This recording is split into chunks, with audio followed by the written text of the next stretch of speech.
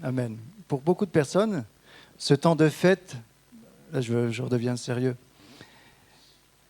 c'est vrai que nous sommes dans ce temps de Noël et nous voulons quand même, et ça je me permets de le faire à chaque fois que c'est nécessaire, avoir une pensée pour tous ceux qui dans ce temps de fête de Noël vivent mal les fêtes, parce qu'ils ont perdu un proche, parce qu'il y a eu un drame dans une famille ou autre, des divorces, ou des souvenirs qui se sont un petit peu évaporés à cause de difficultés. En tout cas, pour les uns, c'est un temps de réjouissance, mais nous voulons aussi avoir une pensée pour ceux qui ont perdu aussi un être cher ou à la table, il va manquer quelqu'un. Donc, c'est bien toujours de penser à ça. Ayant une pensée pour ceux qui ne vivent pas cette fête de famille, parce que c'est vrai que c'est devenu une fête de famille, une bonne fête de famille. Et alors, nous avons une pensée pour tous ces bien-aimés ce matin. Alors, si j'ai dit joyeux Noël, pour nous chrétiens, c'est un moyen de bénédiction. Pour d'autres, il faut le dire, c'est aussi une formule commerciale ou de politesse. Si vous permettez, très rapidement, une toute petite page d'histoire. J'aime bien revenir toujours à l'origine des choses. Après, on en fait ce qu'on veut, mais c'est quand même bien d'avoir, et en tant que pasteur, c'est quand même juste de dire les choses. Alors, du latin, c'est natalis. Natalis, c'est au fil des années, c'est transformé phonétiquement en Naël. Et ensuite, Naël s'est transformé en Noël. Et c'est la première fois qu'on retrouve cela, c'est en 1175 dans les écrits, où il est question de Noël.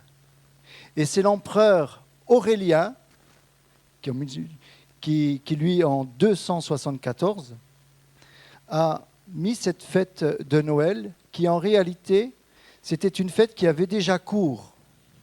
C'était cette fête des Saturnales. C'était sur la fête de Saturne, le solstice d'hiver, lorsque le soleil reprend sa vigueur. Et donc, il y avait cette fête qui avait cours, et on disait, c'est Natal, Natalis, en parlant de Mitra, le dieu perse. Et donc, c'est suite à cette fête-là qu'on a dit, bon, on va aussi, parce que maintenant les chrétiens, il leur faut une fête, il n'y avait pas de fête de la naissance de Jésus. Donc on a dit, voilà, on va fêter aussi cette fête de naissance, de Noël, pour que les chrétiens aussi puissent se réjouir à ce moment-là. Alors pour nous chrétiens, on veut se réjouir de la naissance de Jésus. Même si nous savons qu'il n'est pas né le 25 décembre. Tout simplement, et ce n'est pas le but. Ce qui est important, c'est que Jésus soit né, on est bien d'accord. Mais simplement pour l'histoire, lorsque les anges sont venus voir les bergers dans les champs, nous savons que, j'ai même demandé lorsque j'étais en Israël, à Nazareth, lorsque nous avons visité, j'ai même demandé à un berger pour avoir le cœur net, mais je le savais. Je leur ai dit, mais alors, à quelle période vous rentrez vos troupeaux? Ils m'ont dit, de novembre à mars, il n'y a plus de bêtes dans les champs à cause de l'hiver. Et voilà. Et c'est donc, voilà, suite à cette fête de Mitra. Mais bon, je ne m'arrête pas là-dessus. En tout cas, Matthieu nous dit peu de détails sur la naissance de Jésus. Marc n'en parle même pas. Jean nous ramène à une réalité que je veux souligner. Jean, voilà ce qu'il va dire.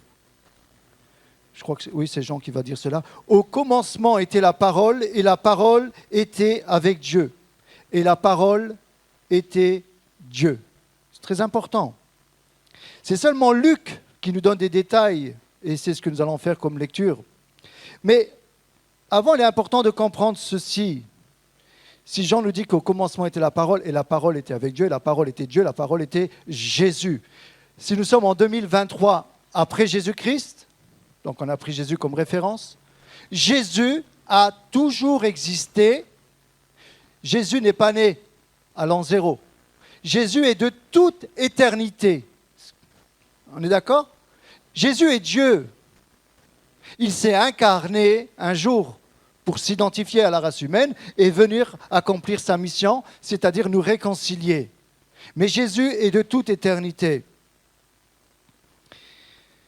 C'est le prophète Michée, en 740 avant Jésus-Christ, qui va parler de Bethléem, donner cette prophétie là où allait naître Jésus. Et toi, Bethléem, Ephrata, petit d'entre les milliers de Juda, de toi sortira pour moi celui qui dominera sur Israël. Et dans l'origine remonte aux temps anciens, au jour de l'éternité. En 740 avant Jésus-Christ, il y avait déjà cette prophétie qui annonçait que Jésus allait venir à Bethléem. Bethléem veut dire maison du pain. Vous me suivez, on y va ? C'est très intéressant, cette fête-là. Bethléem était connu comme l'endroit où on élevait les agneaux pour les sacrifices annuels et journaliers. Donc Bethléem était connu, était la principale ressource d'agneaux pour les sacrifices du temple à Jérusalem. Je vais revenir dessus, c'est très important. Mais avant, nous allons entrer dans une première lecture. Je vais faire deux lectures importantes. La première, si vous voulez bien, dans Luc 1, versets 26 à 35.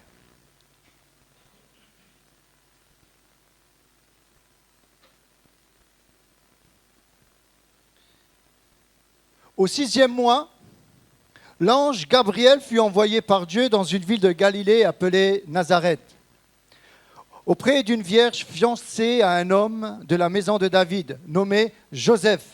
Le nom de la vierge était Marie.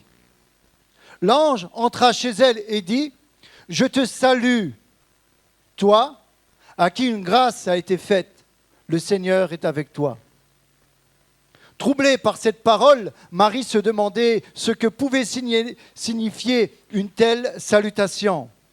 L'ange lui dit : « Ne crains point, Marie, car tu as trouvé grâce devant Dieu. Et voici, tu deviendras enceinte, et tu enfanteras un fils, et tu lui donneras le nom de Jésus. Il sera grand, et sera appelé Fils du Très-Haut. Et le Seigneur Dieu lui donnera le trône de son père. Il régnera sur la maison de Jacob éternellement, et son règne n'aura point de fin. » Marie dit à l'ange : « Comment cela se fera-t-il, puisque je ne connais point d'homme ?» L'ange lui répondit : « Le Saint-Esprit viendra sur toi, et la puissance du Très-Haut te couvrira de son ombre. C'est pourquoi le Saint-Enfant qui naîtra de toi sera appelé Fils du Très-Haut. » Amen. Je ferai une petite analogie ce matin.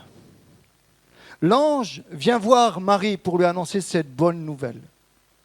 Et j'aimerais dire que, pour moi, ce message de Noël, pour vous, peut être aussi un message de naissance de Jésus dans votre vie. Je m'explique.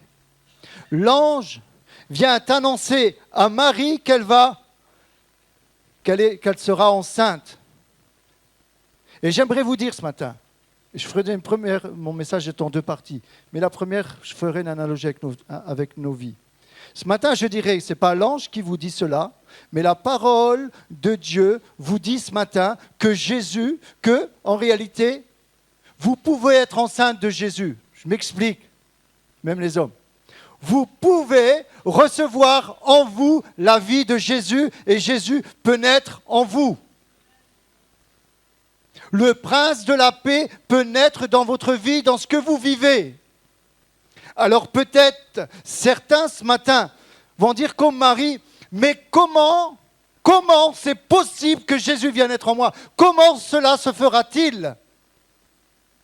J'aimerais vous dire, c'est la puissance du Très-Haut qui va vous couvrir. Si ce matin, vous ouvrez votre cœur, cette puissance du Très-Haut va vous couvrir et Jésus va naître en vous aujourd'hui, le 24 décembre. Ce sera une belle date d'anniversaire de conversion. Amen. Comment cela se fera-t-il ? On se pose souvent des questions dans nos situations. Comment Jésus peut venir dans ma situation ? Comment il peut naître ? Comment il peut résoudre mes problèmes ? Comment se fera-t-il ? J'aimerais te dire, c'est la puissance du Saint-Esprit qui va pouvoir venir dans ta vie. Mais pour cela, il faut le laisser naître. il faut accepter. Il faut accepter que Jésus vient naître dans ta vie.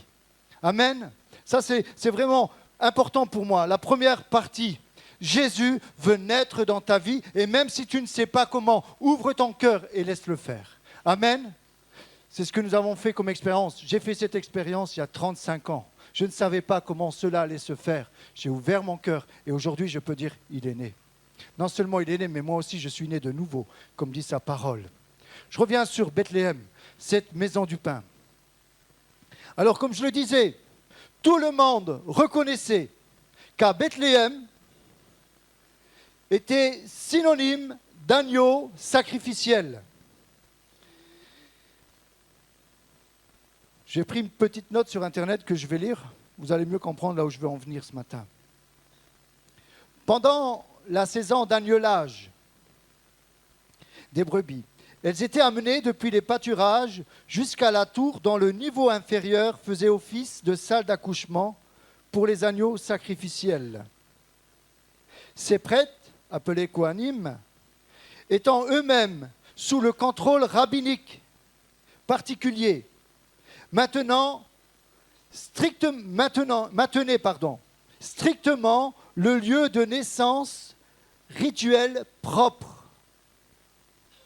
Une fois nés, très important cela, une fois nés, ces prêtres bergers plaçaient systématiquement les agneaux dans la dépression taillée d'une roche calcaire connue sous le nom de crèche et enveloppaient les agneaux nouveau-nés dans des langes, les empêchant de se débattre et de se faire du mal, jusqu'à ce qu'ils soient apaisés, afin qu'ils puissent être inspectés pour recevoir la qualification sans tache ni ride. Ça, c'est Alfred Edersheim qui a écrit cela dans la tradition orale juive.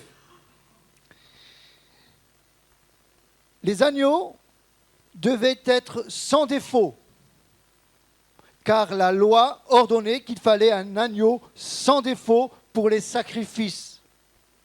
Vous êtes toujours avec moi? Ça va, on y va? Alors voilà, le signe, il nous est dit qu'il va donner un signe. Le signe, vous trouverez un enfant émailloté et couché dans une crèche. Et là, nous allons lire le deuxième passage, dans Luc 2, versets 4 à 20.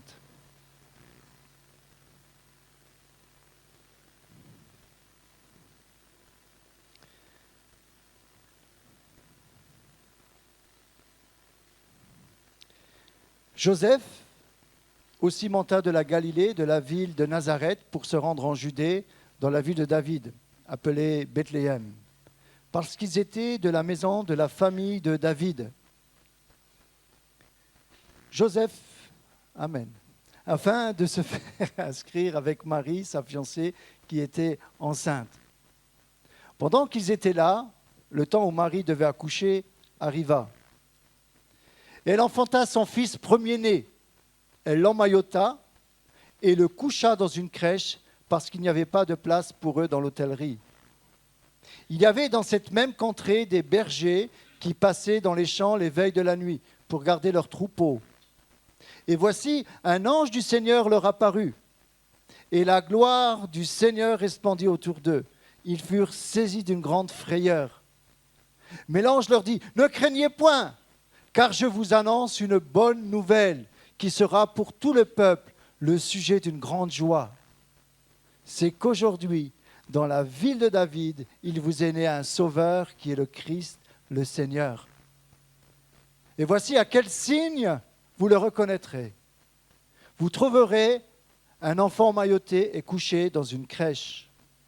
Et soudain, il se joignit à l'ange une multitude de l'armée céleste louant Dieu et disant « Gloire à Dieu dans les lieux très hauts et paix sur la terre parmi les hommes qu'il a agréés. » Lorsque les anges leur eurent quitté pour retourner au ciel, les bergers se dirent les uns aux autres « Allons jusqu'à Bethléem et voyons ce qui est arrivé, ce que le Seigneur nous a fait connaître. » Amen. Amen. Alors, ces bergers sacerdotaux qui étaient là à Bethléem connaissait la signification de ce signe. Il comprenait que c'était un signe miraculeux. Et ce signe, c'est énorme quand je réalise. Le signe que Dieu va donner à ses bergers, c'est un signe qu'ils connaissaient très bien, parce qu'eux-mêmes le faisaient avec les agneaux qui étaient destinés pour la Pâque, pour les sacrifices. Lorsqu'un agneau naissait, on le prenait, on l'emmaillotait, on le posait dans la crèche, dans la mangeoire, jusqu'à le Kohanim, le prêtre, vienne et dise, le regarde, qu'il soit calme cet agneau, il dit voilà le sceau, sans tache, il sera bon pour le sacrifice. Donc, c'était connu à Bethléem. C'était connu qu'on élevait les agneaux, il y en avait énormément. 2 par jour, il y avait pendant les fêtes. Et voilà que ces bergers-là, je dirais, avaient cette vocation, c'était connu. À Bethléem, on élevait ces agneaux. Et dès qu'ils naissaient, on les mettait là. Il y avait même la tour de David qui était connue dans cette tour. Et en bas, au rez-de-chaussée, il y avait cette salle d'accouchement pour les agneaux qui était très propre, où on faisait très attention. Et lorsque les anges, imaginez des anges, waouh! Les anges ne sont pas venus vers les religieux. Les anges ne sont pas venus vers ces prêtres. Pourquoi? Pourquoi les anges sont venus vers les bergers? Vous savez qui c'étaient ces bergers? Les bergers n'avaient pas le droit au tribunal de rendre des témoignages, parce que c'était les gens les plus bas. Ils n'étaient pas considérés, je dirais entre parenthèses, c'était un peu dans leur société de l'époque les moins que rien. Ça, c'était les bergers. On ne pouvait pas se fier à leurs paroles. Interdit d'entrer dans les tribunaux pour donner un témoignage, ça ne compte pas. Pourquoi Dieu alors a été vers ces gens-là? Ça, c'est déjà une grande preuve pour nous, c'est que chacun d'entre nous, Dieu s'intéresse à nous, qui que nous soyons. Qui que nous soyons. Les anges sont venus vers les bergers.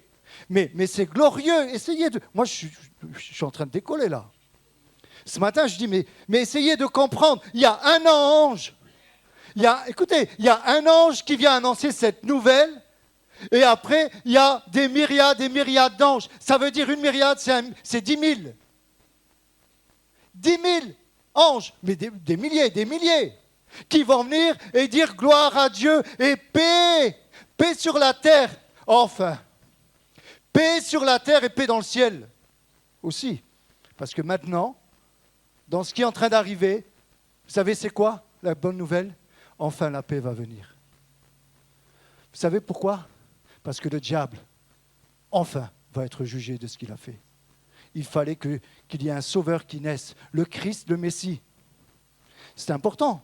C'est important de comprendre que c'était le moment du jugement de diable qui allait venir dans la naissance de Jésus. Et les anges qui ne connaissent pas le salut vont simplement comprendre, il y a un ange qui lance la mèche. J'essaie de comprendre, mais je n'ai pas tout compris. Il y a un premier ange qui vient et il y en a des milliards et des myriades qui viennent avec pour dire paix sur la terre parmi les hommes de bonne volonté. Paix sur la terre. J'aimerais te dire ce matin, quoi que tu traverses, tu as un ange à côté de toi.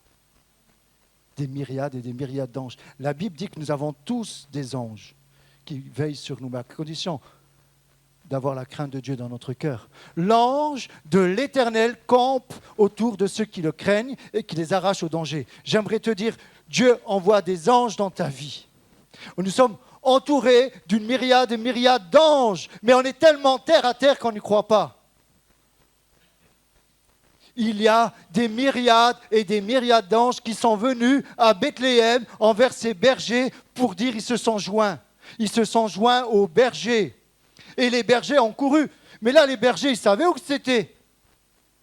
Vous savez, quand l'ange est venu dire à Pierre, Pierre, va à la rue qu'on appelle la droite. Non, c'était Barnabas. Va dans la rue qu'on appelle la droite et là, tu verras Saul de Tarse. Il dit, tu vas là dans la rue qu'on appelle la droite, tu vas monter, tu verras, il sera là. Là, les anges, ils n'ont pas dit aux bergers, où était Jésus. En disant, je vous donne un signe, ils avaient tout compris. Ils n'avaient pas fait de grande étude. Ça, c'est le signe de la naissance de Jésus. Retenez cela. Le signe qui nous a été donné des anges, du ciel, de Dieu, c'est qu'il y a un enfant qui est emmailloté et qui est posé dans une crèche. Cela veut dire que c'est l'agneau sacrificiel qui est prêt, sans ride, sans tache, prêt au sacrifice. C'est ça Noël. Ça, c'est la fête de Noël. C'est qu'il y a un espoir et il y a la paix qui vient dans notre cœur. Paix dans ton cœur ce matin. Quelle que soit la situation que tu vis, c'est les anges qui disent paix sur la terre, paix. Le diable lui fait la guerre, mais nous sommes des artisans de paix et la paix pour chacun d'entre nous ce matin. Amen. Paix sur la terre. Alléluia. Je veux vraiment me réjouir pour ce signe miraculeux. Un agneau sans défaut. Et Jean-Baptiste va comprendre.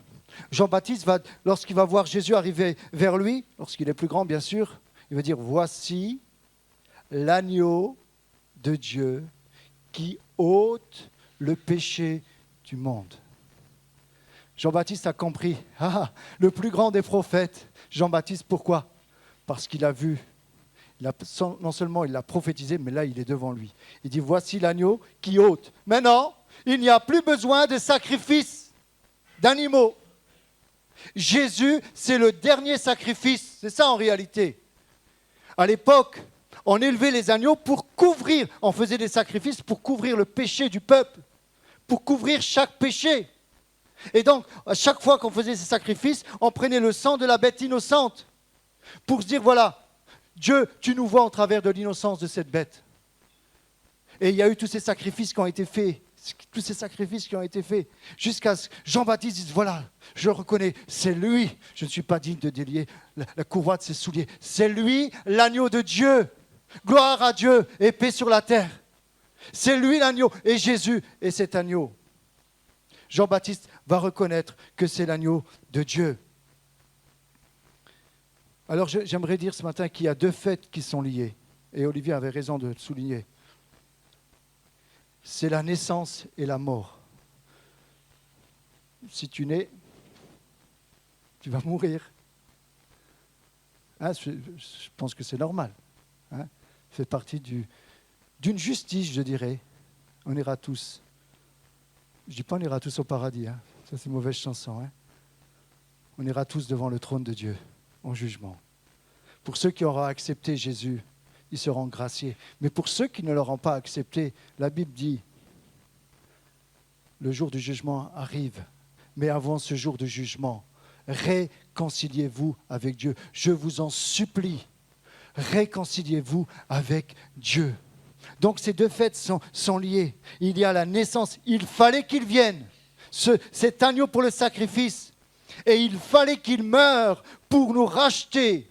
Mais surtout, du moins, bien sûr pour nous réconcilier avec Dieu, mais la mort de Jésus a été la plus grande défaite du diable sur cette terre et dans les lieux célestes.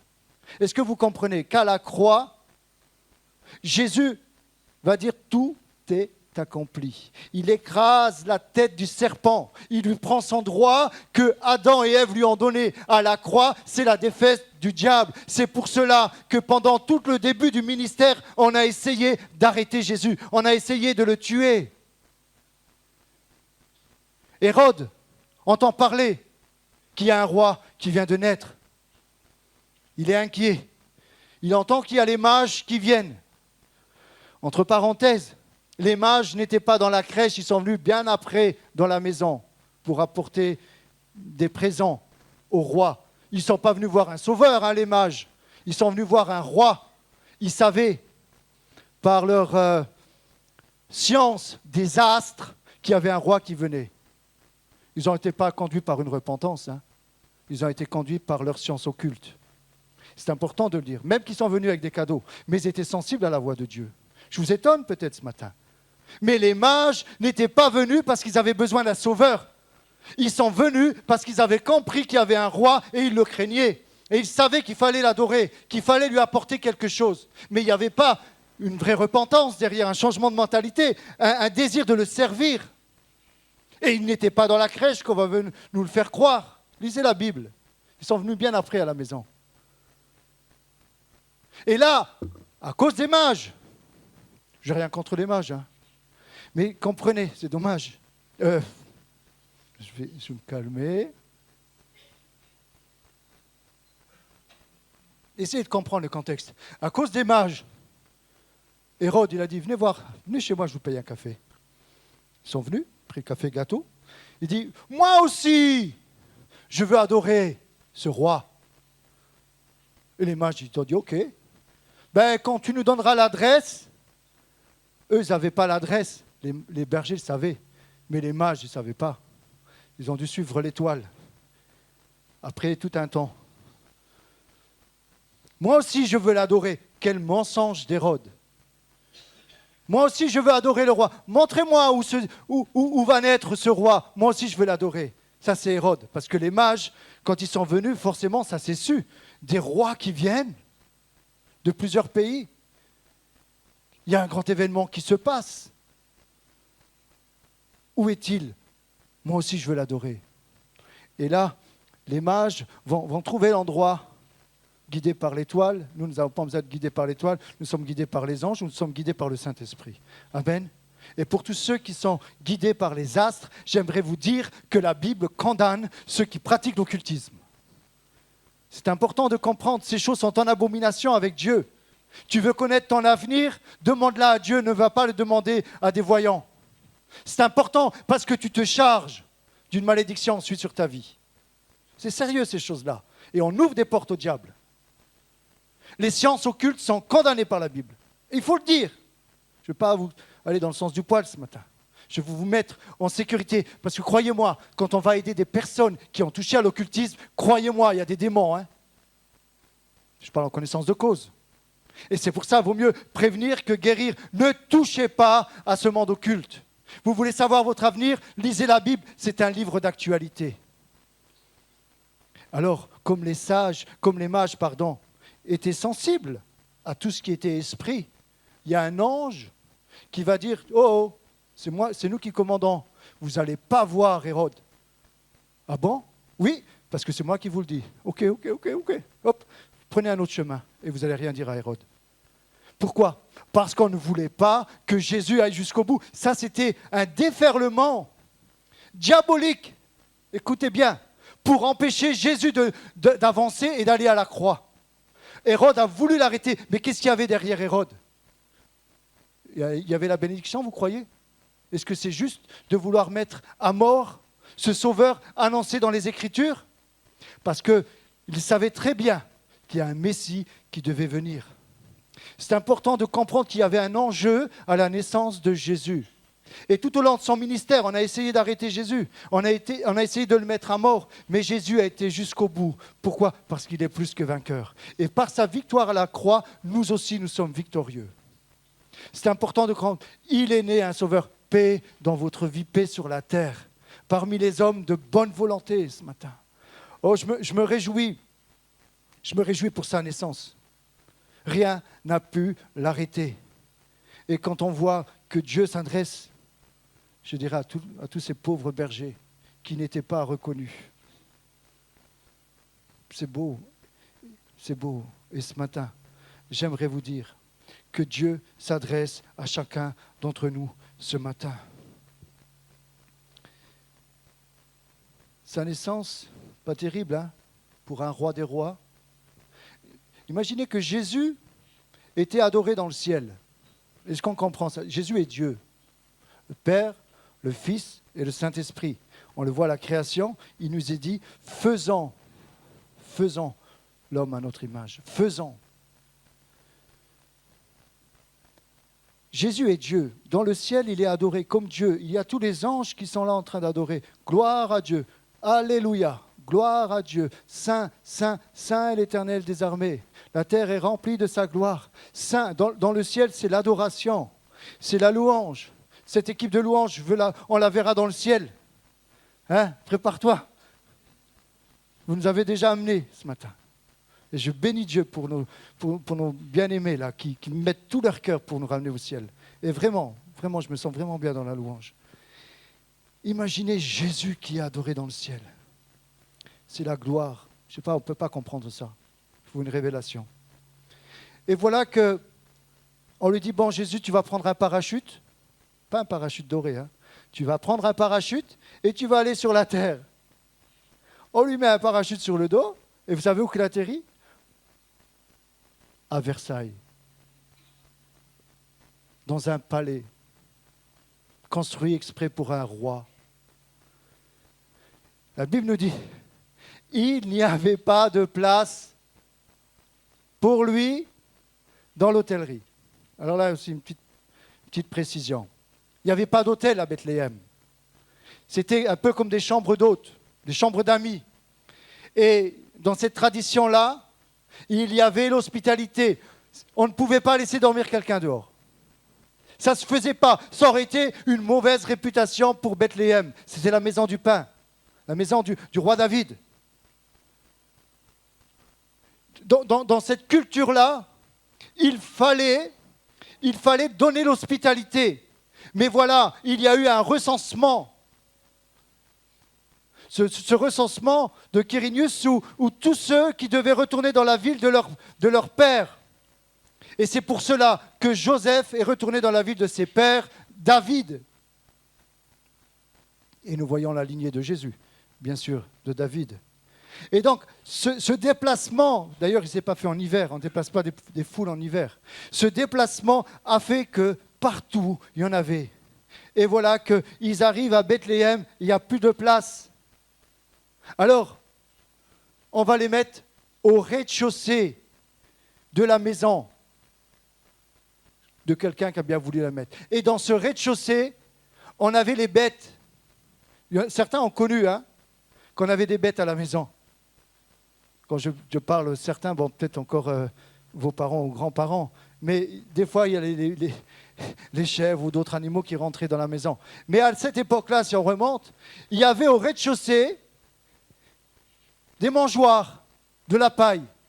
Ça servait aussi d'atelier, de stockage. Mais ça servait aussi pour entrer les bêtes en hiver. Et c'est dans ce sens-là que, comme il n'y avait plus de place à l'étage, on a mis Jésus au rez-de-chaussée. Ils ont tout nettoyé et c'est là que notre Seigneur est né. Humble. Quand je vois aujourd'hui la richesse, et que Dieu nous garde d'avoir la grosse tête au niveau des richesses, mais quand je vois aujourd'hui, au nom de la religion, certains, je n'ai pas peur de le dire, certains dans des... où il y a de l'or partout. Moi je dis, mon Jésus, il est où? Il est où Jésus? Dans la mangeoire. On avait mis de la paille, on l'avait emmailloté, il devait avoir des odeurs, non? Est-ce que vous, honnêtement, moi je ne voudrais pas que mes enfants naissent dans une étable ou la mettre dans la mangeoire. T'aurais voulu, chérie? Dis non. Bon, pour Alexandre, il aurait voulu, mais pas pour les autres.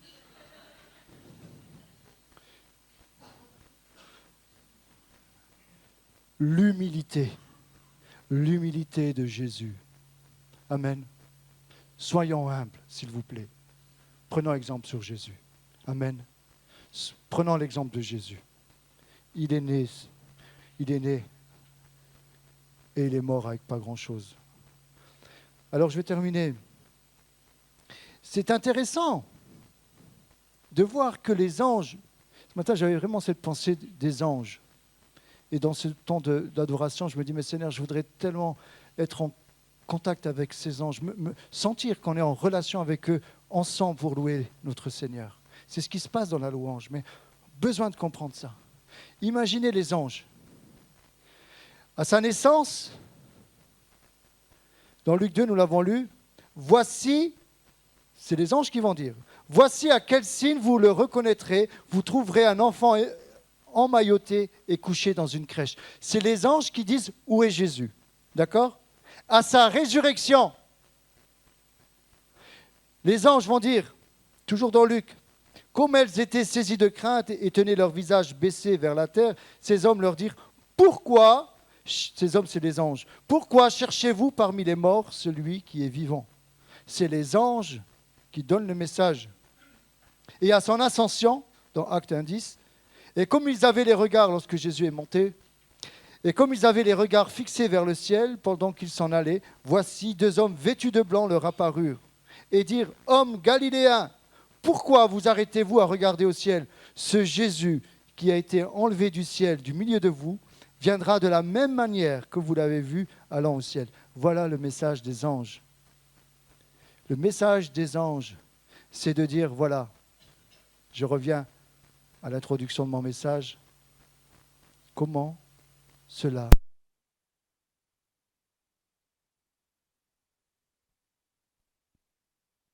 Tu veux qu'un ange te parle? Peut-être il va te parler, peut-être il ne va pas te parler, mais il va te parler par une voix intérieure. C'est les anges qui vont te dire où se trouve Jésus. Et Jésus, vous savez où se trouve? À l'intérieur. Soyons honnêtes. Moi, quand je suis venu à Jésus, j'ai dit, Jésus, je te donne toute ma vie. Quand je regardais ce qu'il y avait dans ma vie, je dis, finalement, ça sent mauvais, hein, comme dans cette étable. Il y a un peu des odeurs à l'intérieur de nous, quand Jésus n'est pas présent. Je te donne ma vie. Jésus veut venir habiter en nous. Et même s'il y a dans ta vie des endroits où ça sent mauvais, ce lieu sera propre par la présence de Jésus. Amen. Parce que là où est Jésus, il y a la propreté. Peut-être ce n'est pas encore propre, mais laisse Jésus faire son œuvre en toi. Ce matin, il veut naître en toi. La paix sur terre est actuellement en guerre. Ce n'est pas la paix, c'est plutôt la guerre contre Dieu, sur laquelle règne la violence, le mensonge, la haine. Cette paix n'est pas encore instaurée. Mais à chaque homme et à chaque femme, le message de paix est adressé. Soyez réconciliés avec Dieu. Gloire à Dieu dans les lieux très hauts et paix sur la terre parmi les hommes qu'il a agréés. Ce matin, j'aimerais vous dire tout simplement, joyeux Noël. Amen.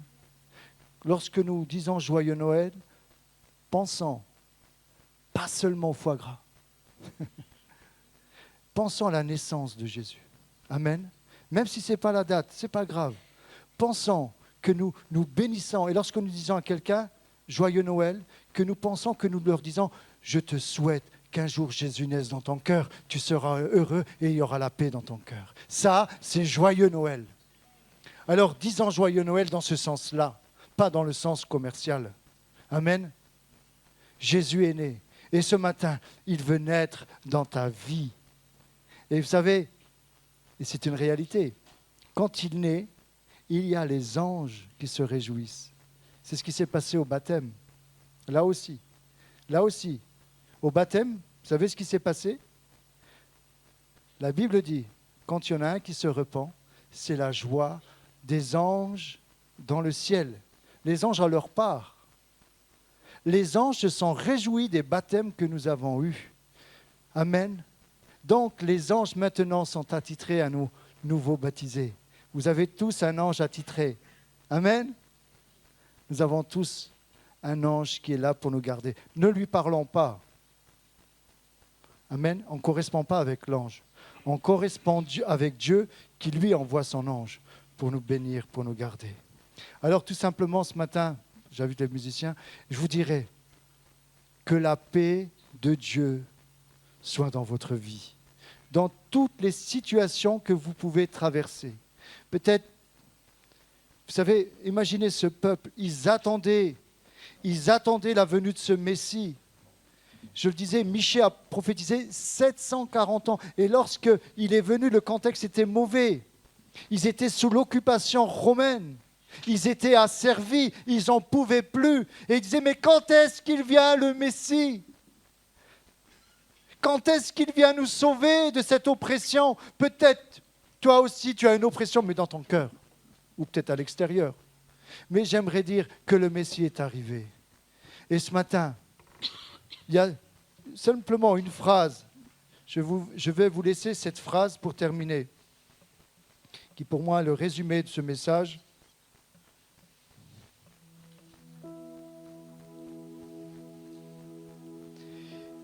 Retenons cela. Il vous est né un sauveur qui est le Christ, le Seigneur. Vous retenez ça? Si vous avez tout oublié, retenez ça. C'est le plus important. On va le répéter ensemble. On va le répéter. Alors, chacun à son voisin de gauche ou de droite, vous allez lui dire, il vous est né un sauveur qui est le Christ, le Seigneur. Amen. Disons-le. Il vous est né un sauveur qui est le Christ, le Seigneur.